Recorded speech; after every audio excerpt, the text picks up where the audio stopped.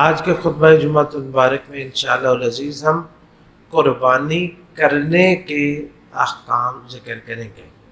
انشاءاللہ العزیز اللہ رب العزت ہمیں ٹھیک ٹھیک بیان کرنے کی اور اس پر عمل کی توفیق عطا فرمائے۔ سب سے پہلے ہم دو احادیث ذکر کریں گے اور ان سے جو مسائل ہیں، جو ضروری مسائل ہیں، وہ انشاءاللہ العزیز اخذ کرنے کی کوشش کریں گے۔ سب سے پہلے حدیث ہے ہمارے پاس، جامع ترمذی کی صحیح روایت ہے، حدیث نمبر 521۔ حضرت جابر ابن عبداللہ رضی اللہ تعالی عنہما بیان کرتے ہیں کہ شہدت مع النبی صلی اللہ علیہ وسلم الاضحیٰ، کہتے ہیں کہ رسول اللہ صلی اللہ علیہ وسلم کے ساتھ میں نماز عید میں حاضر ہوا، عید کے دنوں میں حاضر تھا، بالمصلی، جہاں آپ نے نماز پڑھی میں آپ کے ساتھ تھا مصلی میں، فلما قضا خطبتہ، جس وقت آپ نے خطبہ مکمل کیا، نزل عن منبرہ، آپ ممبر سے نیچے تشریف لائے، فأتی بکبش، تو ایک مینڈا لایا گیا جسے ہم چترا بولتے ہیں، فذبحہ رسول اللہ صلی اللہ علیہ وسلم بیدہ، نبی کریم صلی اللہ علیہ وسلم نے اسے اپنے ہاتھ سے ذبح کیا، وقال بسم اللہ واللہ اکبر، اور آپ نے فرمایا کہ بسم اللہ واللہ اکبر، اللہ کے نام کے ساتھ اور اللہ ہی سب سے بلند ہے، ھذا عنی وعمن لم یضحی من امتی، یہ میری طرف سے ہے اور اس کی طرف سے، میری امت میں سے ان لوگوں کی طرف سے ہے جنہوں نے قربانی نہیں کی۔ دوسری روایت ہے اس کی جو صحیح مسلم کی روایت ہے، اور صحیح مسلم میں 1967 جو ہے وہ اس کا نمبر ہے۔ اس کی راویہ ہے ام المؤمنین خدیجہ رضی اللہ تعالی عنہا، وہ فرماتی ہیں کہ ان رسول اللہ صلی اللہ علیہ وسلم امر بکبش اقرن، کہ نبی کریم صلی اللہ علیہ وسلم نے ایک مینڈا چترا سینگوں والا، اس کا بارے میں حکم دیا کہ وہ لے کے آؤ، تو وہ جب لایا گیا تو یطأ فی السواد، اس کے جو نیچے بیٹھنے والی جو جگہ ہوتی ہے نا وہ سیاہ رنگ کی تھی، ویبرک فی سواد، یطأ فی سواد، وہ اس کے پاؤں جو تھے وہ سیاہ رنگ کے تھے، جو پاؤں ہے وہ سیاہ رنگ کے، ویبرک فی سواد، بیٹھتا تھا نیچے والا حصہ بھی اس کا سیاہ رنگ کا تھا، وینظر فی سواد، اور آنکھوں کے گرد سیاہ رنگ تھا، یعنی جو ہلکے تھے آنکھوں کے ارد گرد وہ سیاہ رنگ کے تھے۔ اس کو لایا گیا تو کس لیے ضحیہ بھی، تاکہ وہ آپ اس کو ذبح فرمائیں۔ فقال لها یا عائشہ، نبی کریم صلی اللہ علیہ وسلم نے فرمایا کہ اے عائشہ، حلم المدیہ، مجھے چھری دے دو، ثم قال اشہدیہا، پھر آپ نے فرمایا کہ اس چھری کو تیز کرو، بحجر، پتھر کے اوپر، ففعلت، فرماتی ہیں کہ میں نے ایسے ہی کیا، ثم اخذها، پھر آپ نے چھری پکڑی، واخذ الکبش، کبش، اور وہ جو مینڈا تھا اس کو پکڑا، فازجعہ، اس کو لٹایا، ثم ذبحہ، پھر آپ نے اسے ذبح کیا، ثم قال بسم اللہ، بسم اللہ، پھر آپ نے یہ کہا اللہ کے نام کے ساتھ، اللہم تقبل من محمد وآل محمد ومن امت محمد، اے اللہ اس کو محمد صلی اللہ علیہ وسلم کی طرف سے قبول فرما، آل محمد صلی اللہ علیہ وسلم کی طرف سے قبول فرما، اور محمد صلی اللہ علیہ وسلم کی امت کی طرف سے قبول فرما، ثم ضحى به، پھر آپ نے اس کو ذبح کیا۔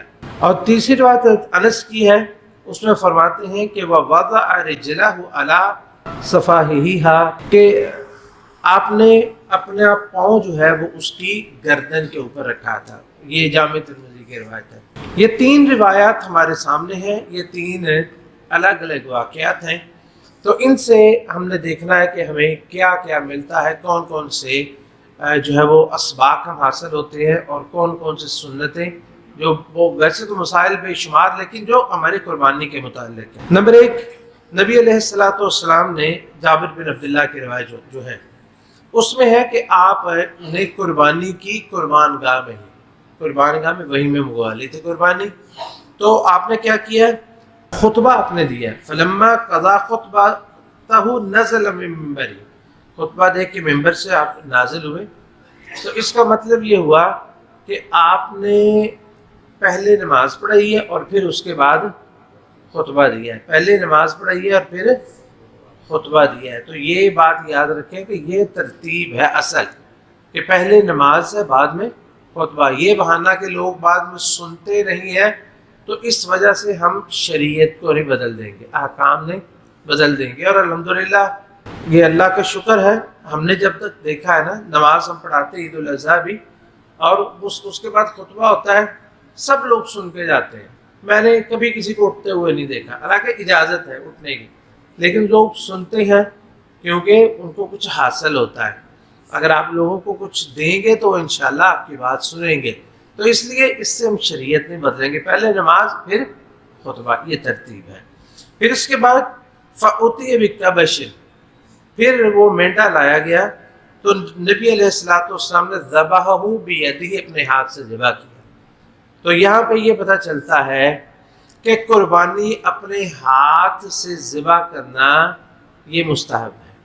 اپنے ہاتھ سے ذبح کرنا مستحب ہے، جس طرح نبی کریم صلی اللہ علیہ وسلم نے اپنے ہاتھ سے کی. کیونکہ اس کی وجہ یہ ہے کہ یہ قربانی جو ہے یہ عبادت ہے، یہ ذبح کرنا عبادت ہے. اس لیے اس عبادت کو اپنے ہاتھ سے سر انجام دینا چاہیے. اس کے بعد گوشت بنانا یہ وہ سارا وہ کسائی کر لے، لیکن اس کو اپنے ہاتھ سے ذبح کرنا چاہیے. اور اس میں کوئی شک نہیں کہ انسان کسی کو بھی کہہ سکتا ہے. بعض لوگ ہوتے ہیں ان کے اندر بیمار ہے، یا بعض لوگ ہوتے ہیں وہ نہیں کر سکتے ذبح، تو وہ کسی کو بھی کہہ سکتے ہیں، اس میں اجازت ہے. اسی طرح جو ہے وہ عورت کا ذبح کرنا، اگر عورت قربانی کرتے تو وہ بھی کر سکتی ہے ذبح. نبی کریم صلی اللہ علیہ وسلم سے پوچھا گیا، ایک عورت جو ہے وہ اپنے جانور کو لے کے جا رہی تھی چرانے کے لیے، تو رستے میں کوئی مسئلہ بن گیا تو اس نے فوری طور پر اپنے جانور کو ذبح کیا. تو فَأَمَرَ بِأَكْلِهَا، تو آپ نے فرمایا وہ کھاؤ اسے. یعنی عورت بھی اگر ذبح کرے تو اس میں کوئی حرج نہیں ہے. عورت بھی کر سکتی ہے ذبح، مرد بھی کر سکتا ہے، اور کسی کی طرف سے بھی کیا جا سکتا ہے. جیسے نبی کریم صلی اللہ علیہ وسلم نے حج کے موقع پر 100 اونٹ قربان کیے تھے. کتنے؟ 100 اونٹ. وہ قربانی، یہ بات یاد رکھے، وہ جو 100 اونٹ کیے تھے نا، وہ یہ والی قربانی نہیں تھی، وہ حج کی قربانی تھی، وہ حج کی قربانی تھی. لیکن نبی کریم صلی اللہ علیہ وسلم نے حج کے موقع پر یہ جسے اضحیہ کہتے ہیں، جسے اضحیہ، اس کو ہدی کہتے ہیں. اس کو عربی میں جو حج کی قربانی اسے کیا کہتے ہیں؟ ہدی، اور اس کو اضحیہ کہتے ہیں. یا تو آپ نے 100 اونٹ کرنے کے بعد ایک گائے بطور قربانی الگ سے بھی کی تھی. اور امہات المؤمنین ان کے خیموں میں گوشت پہنچا، انہوں نے پوچھا یہ کیا؟ تو ان کو بتایا گیا کہ نبی کریم صلی اللہ علیہ وسلم نے آپ کی طرف سے، آپ سب کی طرف سے گائے ذبح کی تھی.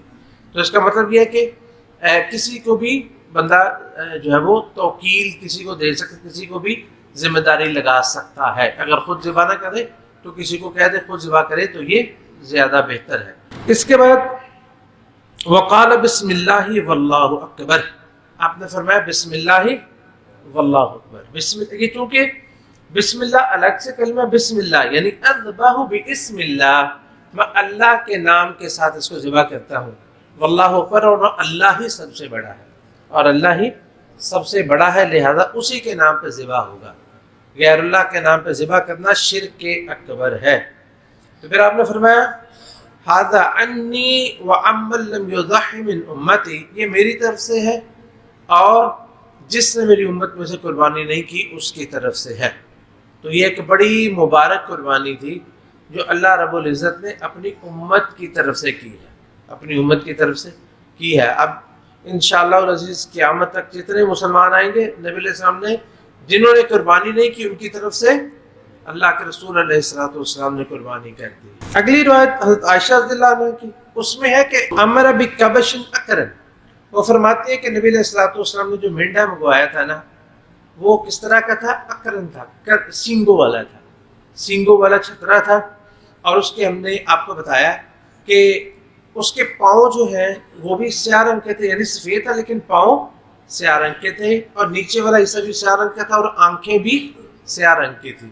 اگر ویسے کسی کو اس طرح کا ملے نا تو یہ بڑی تو اسے کوشش کرنی چاہیے کہ ایسا چھترا کسی کو مل جائے تو وہ لے لیں، کیونکہ نبی کریم صلی اللہ علیہ وسلم کے کیے ہوئے چھترے کے عین مطابق، یعنی یہ ضروری نہیں ہے جو، لیکن نبی علیہ الصلوۃ والسلام کو جو ملا تھا وہ اس طرح کا تھا، یا آپ نے جس کو پسند فرمایا وہ اس طرح کا تھا۔ تو فعطیہ بھی وہ لایا گیا، تو نبی علیہ الصلوۃ والسلام نے پہلے حضرت عائشہ رضی اللہ تعالیٰ عنہ کو کہا کہ مجھے چھری دو، اور پھر آپ نے فرمایا کہ تیز کر کے دینا۔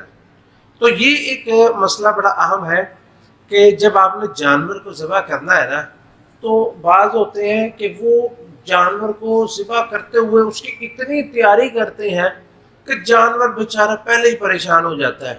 کچھ تو نکمے کسائی ہوتے ہیں، وہ 4 میٹر دور کھڑے ہو کے وہاں سے رسی پھینکتے ہیں، ادھر سے چلو بھی ادھر سے پکڑو، پھر رسی ادھر سے کھینچو، یعنی وہ اس طرح پکڑ کے وہ گائے وغیرہ کو اس طرح وہ باندھتے ہیں۔ تو جو تو کاریگر ہوتے ہیں وہ قریب آ کے آرام سے وہ، بلکہ ہم نے جو دیکھا ہے بڑے سمجھدار ہوتے ہیں، وہ پکڑتے ہیں ایسے ہی گرا کے بعد میں رسیاں باندھ لیتے۔ تو اس میں دیکھنا چاہیے کہ قربانی کی تیاری قربانی کو ہاتھ لگانے سے پہلے کر لینی چاہیے، پہلے چھری بھی چیک کر لینی چاہیے، اس وقت نہیں کہ وہ چل نہیں رہی تو اس وقت وہ چیک کرنا شروع کر دیں، چھری بھی پہلے چیک کر لیں، اس کو چیک کرنے کی بھی احتیاط کی ضرورت ہے۔ یہ نہیں ہے کہ پہلے آپ اپنا انگوٹھا ہی کاٹ لیں، چیک کرتے کرتے ذرا احتیاط سے چیک کریں، وہ جو طریقہ کار ہوتا ہے کسائی کو پتا ہوتا ہے کیسے چیک کرنا ہے۔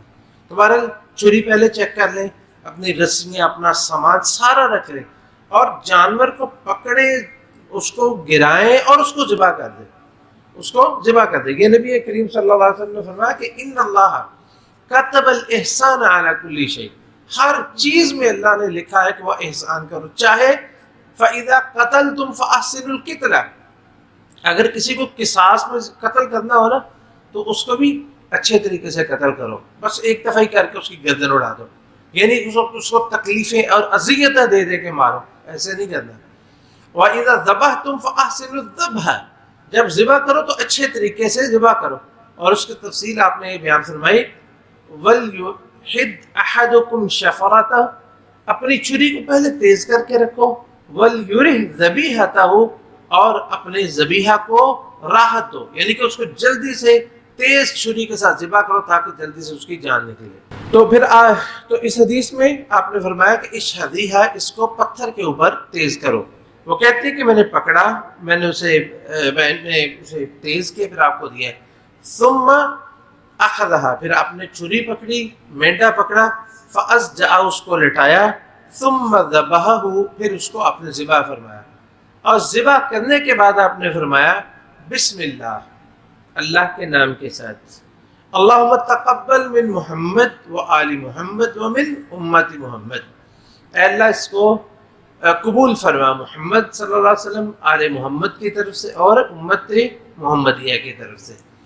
تو ثم ضحی بہ، تو یہاں اس روایت میں ہے کہ یہ آپ نے پہلے فرمایا، یہ دعا آپ نے پہلے فرمائی، اللہم تقبل من محمد و آل محمد، بسم اللہ واللہ اکبر، اللہم تقبل من محمد و آل محمد و من امت محمد، ثم ضحی بہ، پھر آپ نے اس کو ذبح کر دیا۔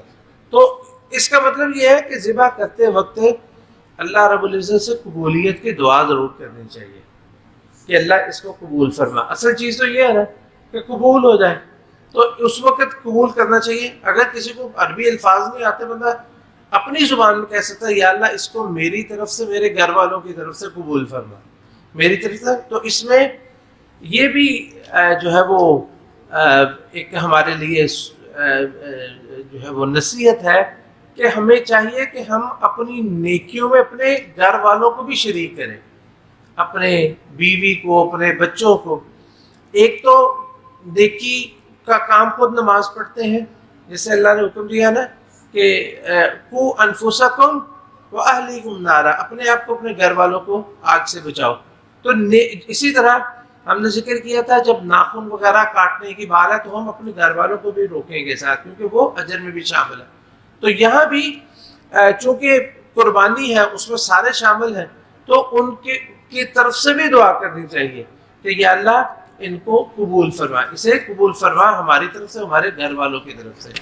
اور ایک ہم نے ذکر انس رضی اللہ عنہ کی روایت ہے، اس میں ہے کہ آپ نے اپنا پاؤں اس کی گردن پہ رکھا، یعنی اس طرح رکھا تاکہ وہ چھری غلط نہ لگ جائے یا جو ہے وہ دوبارہ جانور اٹھے نہ اور کوئی مسئلہ نہ بنے۔ تو یہ ان روایات کے اندر یہ جو ہے وہ طریقے نبی کریم صلی اللہ علیہ وسلم نے جو ذکر فرمائے ہیں ان کو سامنے رکھنا چاہیے۔ تو ہم نے جو ہے وہ یہ ذکر بھی کیا، یہ ذکر کر دیا ہے، عورت بھی کر سکتی ہے اور کوئی نیابتاً کسی کی طرف سے بھی کر سکتا ہے۔ تو بکرا، گائے وغیرہ ان کا طریقہ کار ذبح کرنے کا یہ ہوتا ہے کہ اس کو لٹا کر ذبح کیا جاتا ہے، لیکن جو اونٹ ہوتا ہے نا اس کو نہر کرنا چاہیے، اونٹ کو نہر کرنا چاہیے۔ نہر کرنے کا طریقہ یہ ہے کہ اس کا بایاں جو گھٹنا ہے اس کو باندھ دیا جاتا ہے، یہ وی شکل میں جیسے ہوتا ہے نا، مطلب اکٹھا کر کے وہ رسی سے اس کو باندھ دیتے ہیں۔ پھر اس کو کسی اس کا جو نکیل وغیرہ وہ درخت کے ساتھ باندھ دے، وہ ہاتھ کے ساتھ پکڑ لیں جیسے بھی ہے، تو پھر اس کا جو حلق ہے وہاں پہ سیدھا نیزہ مارا جاتا ہے یا تیز قسم کی چھری وہاں سے، اور پھر وہاں سے جو خون جتنی تیزی سے نکلتا ہے وہ چند سیکنڈوں میں اس کا خون نکل جاتا ہے، اور چند منٹ لگتے ہیں، بلکہ بکرے سے بھی زیادہ اس کی جان نکل جاتی ہے۔ تو یہ اس کے لیے بھی سب سے آسان ہوتا ہے۔ اور اگر کوئی بھی آپ میں سے اللہ جس کو توفیق دے اونٹ ذبح کرنے کی، اونٹ نہر کرنے کی، کبھی بھی کسائی کو بٹھانے ہی نہ دے۔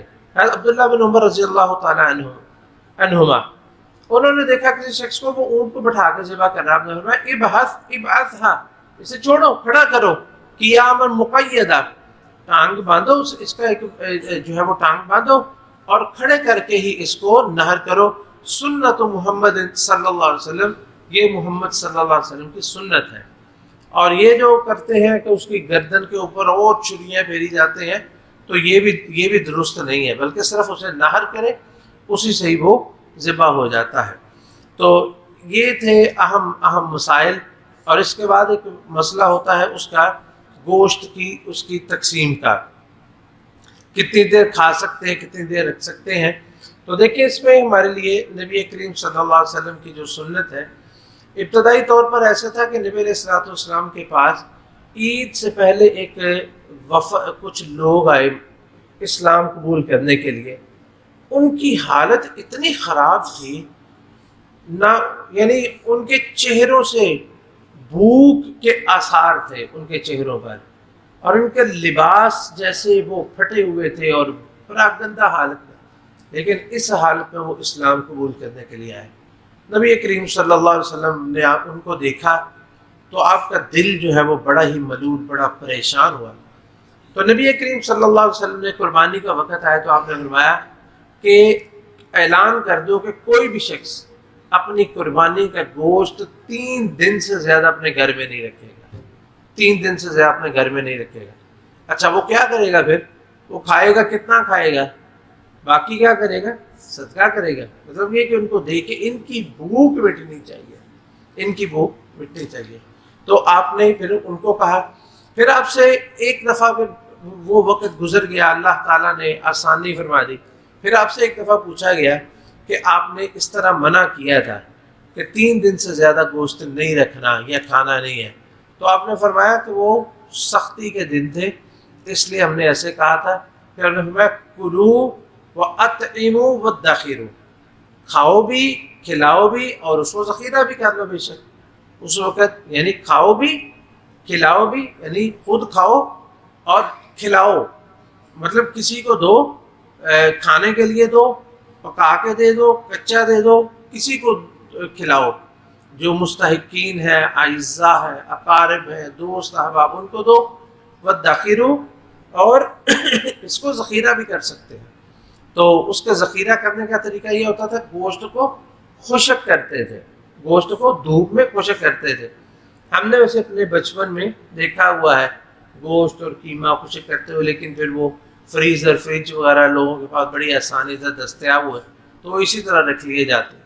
تو اسی لیے یوم النحر کے بعد 3 دن آتے ہیں، اسے ایام التشریق کہتے ہیں۔ ایام التشریق یعنی 11، 12، 13 ذوالحجہ۔ اس کو تشریق اس لیے کہتے ہیں، یہ سورج کے روشنی سے ہے کہ سورج کی دھوپ میں رکھ کے لوگ اپنے گوشت کو ذخیرہ کرتے ہیں، گوشت کو سورج کی دھوپ میں رکھ کے اس کو خشک کر کے محفوظ کر لیتے تھے. تو یہ محفوظ کرنے کا اس کا طریقہ کار ہوتا تھا. اس کا پانی خشک ہو جاتا تھا اور جب پکانا ہوتا تھا اس کو دوبارہ گیلا کرتے تھے تو دوبارہ وہ گوشت تیار ہو جاتا تھا. تو اس کو کھایا بھی جا سکتا ہے، کھائیں کھلائیں، لیکن وہ رسول اللہ صلی اللہ علیہ وسلم کی وہ حدیث یاد رکھیں جو عائشہ رضی اللہ تعالیٰ عنہ فرماتی ہیں کہ ایک دفعہ نبی کریم صلی اللہ علیہ وسلم گھر تشریف لائے تو آپ نے پوچھا کہ جو ہے وہ ایک بکری ذبح کی تھی اس میں سے کچھ بچا ہے؟ تو حضرت عائشہ فرماتے ہیں نہیں کچھ نہیں بچا، بس ایک دستی ہم نے آپ کے لیے بچا کے رکھی ہے. تو نبی علیہ الصلوۃ والسلام نے فرمایا اور باقی سارا صدقہ کر دیا. تو آپ نے فرمایا کہ جو دے دیا ہے وہی بچ گیا ہے، اس دستی کے علاوہ سارا ہی بچ گیا ہے، اس دستی کے علاوہ سارا ہی بچ گیا ہے. اصل بچانا اسی سے بچت ہے. تو یہ ہم نے کس کو دے دیا؟ اللہ رب العزت کے یہاں رکھ دیا کہ یا اللہ تیرے پاس آئیں گے پھر لے لیں گے تجھ سے. اور اللہ تعالیٰ امانت کو کبھی بھی ضائع نہیں کرتا. تو اس لیے یہ دیکھیں، خاص طور پر دیکھیں کہ یہ نصیحتاً بات یاد رکھیں کہ قربانی کرنے والے جو لوگ ہوتے ہیں نا، جو قربانی کرنے والے ہوتے ہیں وہ دوران سال بھی اللہ کی توفیق سے گوشت وغیرہ کھاتے رہتے ہیں. بہت سارے ایسے لوگ ہوتے ہیں جو گوشت کھانا ان کے لیے بہت مشکل، اور خاص طور پر بکرے کا گوشت. وہ تو ایسے ہیں کہ کئی لوگ جو عید کے عید انہوں نے کھانا ہوتا ہے، یا کوئی اچھی قسم کی کوئی دعوت مل جائے یا اچھا قسم کا کہیں سے کوئی شادی جو ہے وہ مل جائے تو وہاں پہ کھا لیں گے، ورنہ گھر میں لا کے پکا کے گوشت بکرے کا کھانے کی ان میں ہمت نہیں ہوتی. تو اس لیے کوشش کریں جتنا ہو سکے مستحقین تک پہنچائیں، ان کو صدقہ کریں، لیکن اس میں کوئی پابندی نہیں ہے. بس بات یہ ہے کہ جتنا گڑ ڈالتے جائیں گے اتنا میٹھا ہوتا جائے گا، اور یہ انشاءاللہ یہ میٹھا جو ہے یہی کام آنے والا ہے. اللہ تعالیٰ ہم کو توفیق نصیب فرمائے. حضرات گرامی، امید ہے انشاءاللہ العزیز کہ آج لوگوں کی اکثریت روزے سے ہوگی. اللہ رب العزت آپ کا روزہ، آپ کی عبادات، آپ کا ذکر، ہر چیز اللہ تعالیٰ ہر نیکی کو قبول و منظور فرمائے. یہ ان مقدس دنوں میں سے صرف 2 دن ہمارے پاس بقایا ہے، اور یہ جو آخر میں بچتے ہیں نا، یہ وہ ہے اصل میں مکھن ملائی. ان 10 دنوں کی یہ مکھن ملائی ہے. یہ 2 دن، ایک 9 ذو الحجہ کا اور ایک 10 ذو الحجہ کا. 9 ذو الحجہ کا اللہ کی توفیق سے اکثریت لوگوں میں نے روزے رکھے. روزے کی حالت میں اللہ تعالیٰ کو وہ بندہ کتنا پسند ہوتا ہے، اس کی دعائیں اللہ تعالیٰ قبول فرماتا ہے. ایک دیکھیں، ایک جمعے کا دن ہے اور دوسرا ایام العشر ہے، ٹھیک ہے نا، یعنی وہ جو 10 راتیں ہیں وہ جو اللہ کو سب سے زیادہ پسند ہے. تیسرا روزے کی حالت ہے. تو یہ ساری چیزیں جب اکٹھی ہو جاتی ہیں تو پھر بہت زیادہ اللہ سے امید کی جاتی ہے کہ جو دعا کی جائے گی اللہ قبول فرمائے گا، جو عبادت ہوگی اللہ اسے قبول فرمائے گا. ان 2 دنوں کو خصوصی طور پر اپنے لیے غنیمت سمجھیں. یہ آج کا یوم النحر اور یہ یوم عرفہ، زیادہ سے زیادہ دعائیں کریں اور اپنی دعاؤں میں اپنے آپ کو، اپنے گھر والوں کو، اپنے بچوں کو، بلکہ ہم کہتے ہیں کہ ہمیں بھی یاد رکھیں، اپنے اعزاء و اقارب کو، اور خاص طور پر جو فلسطین کے مسلمان ہیں.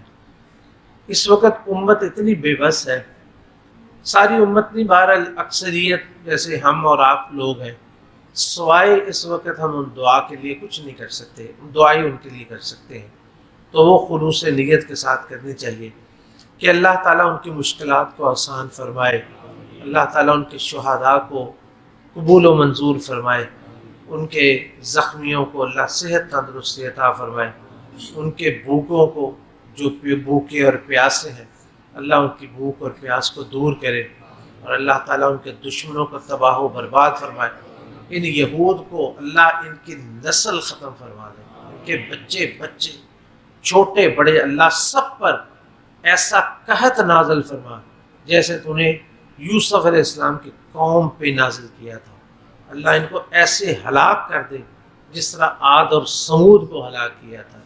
اللہ ان کو بیڑا غرق کر دے۔ اللہ امت کو جہاد کی توفیق نصیب فرما، جہاد کا علم بلند فرما۔ اللہ جو جہاد کر رہے ہیں ان کو قوت سے نواز، ان کو طاقت سے نواز۔ اللہ اپنے فرشتوں کے ساتھ ان کی مدد فرما، اپنے حکم کے ساتھ ان کی مدد فرما۔ اللہ بہت لمبی آزمائش ان کی ہو گئی ہے، اللہ ان کی مدد فرما۔